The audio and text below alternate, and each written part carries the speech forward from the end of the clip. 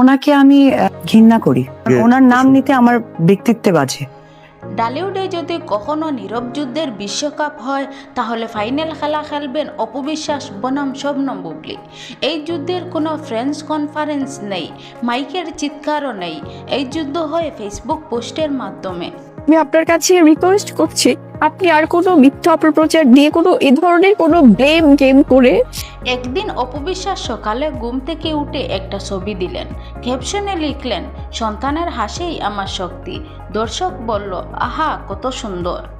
কিন্তু তখনই বুবলি দুপুরে ঢুকলেন ফেসবুকে, দিলেন আরেকটি পোস্ট, ক্যাপশনে লিখলেন, বাবার ভালোবাসা থাকলে জীবন পূর্ণ।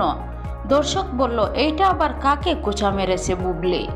এখানে কেউ কাউকে নাম নেয় না, কিন্তু সবাই ঠিকই বুঝে যায় কথাটা কার দিকে ছুড়া হয়েছে। আর মজার ব্যাপার কি জানেন, দুজনেই বলে আমি কাউকে উদ্দেশ্য করে কিছু বলিনি। কিন্তু দর্শকরা বলে, আমরা তো অন্ধ না আপারা। অপবিশ্বাস পোস্ট দেন সকালে, বুবলি দেন সন্ধ্যায়, এমনভাবে যেন ফেসবুকে বলে উঠে, ভাই আমাকে একটু রেস্ট দাও। একজন লিখেন, নো নেগেটিভিটি অনলি পজিটিভিটি। অন্যজন লিখেন, চুপ থাকাই সবসময় বুদ্ধিমানের কাজ। দর্শক তখন কমেন্ট বক্সে বলেন, এই সিরিয়ালের পরের এপিসোড কবে আসবে?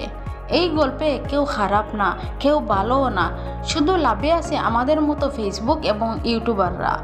শেষে একটাই কথা বলতে হয়, এই লড়াই না হলে আমাদের নিউজের কন্টেন্ট কোথা থেকে আসবে? তাই দর্শকরা বলে, লড়াই থামিও না আপুরা, আমরাও কিন্তু মজা পাচ্ছি।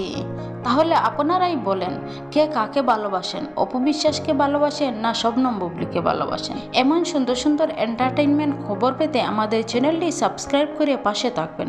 ধন্যবাদ। নারীরাও একটা পার্ট, তো এইটাই আমার ইচ্ছা শক্তি। দেখা যাক, আপনারা সকলেই দোয়া করবেন, দেশবাসীর কাছে দোয়া চাই।